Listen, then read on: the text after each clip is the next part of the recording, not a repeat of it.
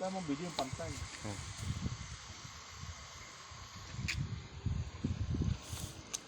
Performers oh. Ganyan lang pag-abono. Napakasimple. Hindi sasakit ang inyong mga likod.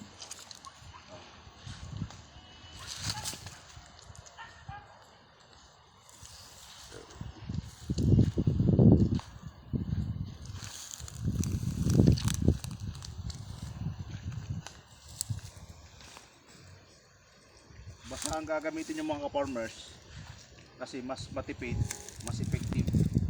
Kasi pag yan nag-abono kayo mga ka-farmers ng drains, yung sulit nating iaabono, granules. So matagal yan pag let's say nag-abono kayo, pagkatapos ay hindi naman umulan, so naka-intact lang yung abono natin sa tabi. So kung basang ganito mga ka-farmers, within 24 hours tatalab yung abono nyo. So kinabukasan naman, pwede nyo diligin kung hindi umulan mga ka-farmers, para mahugasan siya, mahugasan yung kanyang pagka-abono mga ka-farmers. Napakasimple. Nakakulog na, ulan na. So pag ganyan biglang umulan mga ka-farmers at nag-abono kayo, ay ayos na yan, hugas na yan. So kung naka-intact na siya sa ilalim, hindi na siya malulunod. Talab na yan siya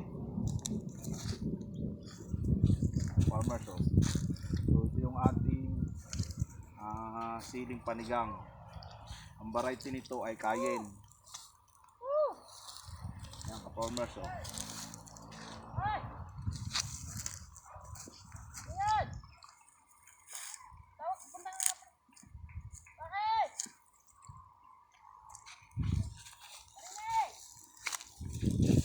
So nagpo-pruning na rin tayo. Papapruning na tayo.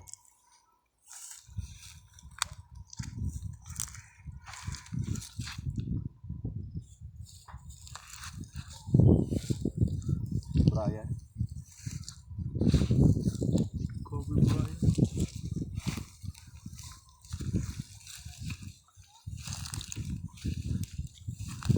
So pag may butas naman, okay na oh. Hindi mo na isasaktan. Pero pag wala, lalagay na talaga. Kasi gagahukin ang puno niyan mga ka-farmers. Pag ginahok yung puno, mawawala yung butas. Yan yung sasayang ng puno. Tapos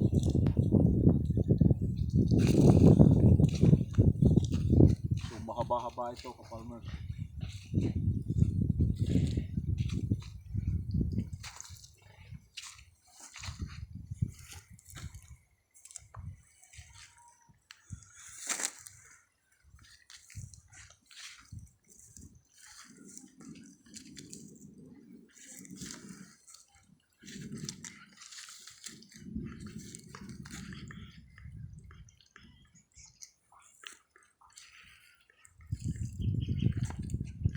Weekly ang abono natin ka-farmers. So pagka namumunga na, kahit every 10 days na ang abono, pwede pagka-harvest nyo, abono kayo para hindi siya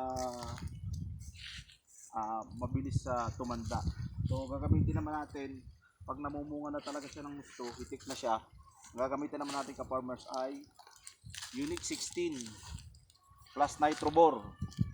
Tapos alternate natin ng Yara na winner with potas.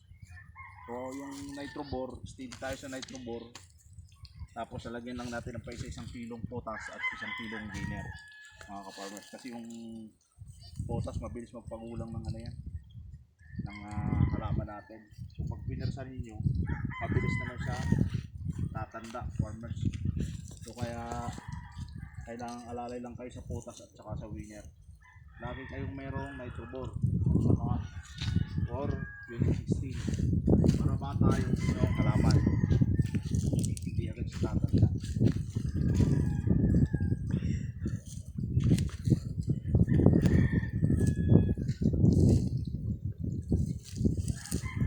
Although maraming namamatay, so kasama talaga yan sa ating pagtatanim mga ka-farmers, yung namamatay. Hindi yan may iwasan. Ang dami, almost siguro nasa 500 piraso ang patay dito.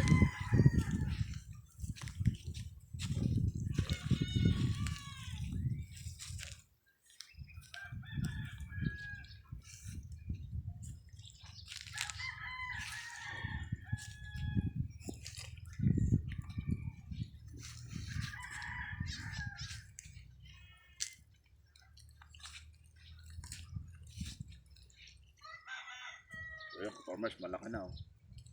Malaki na, may bunga na pati.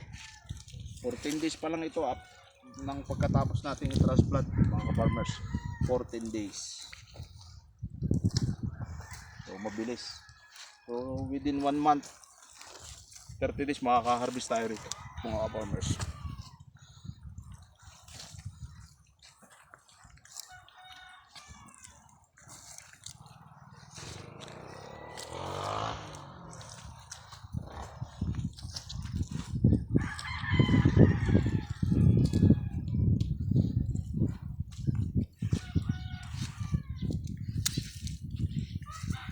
Sama dilig na din ito ka-farmers pag ganito ang inyong gagawin.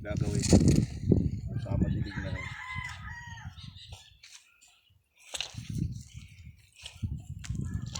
Tutusok ninyo doon mismo sa may pagbutas, huwag niyong tutusukan yung plastic.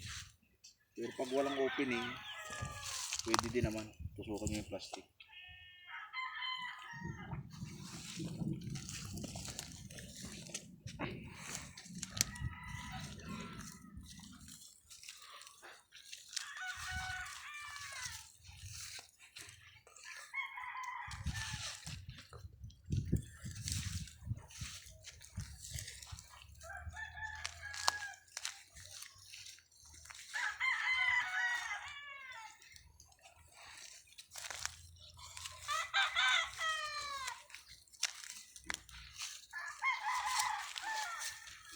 Farmers, thank you for watching.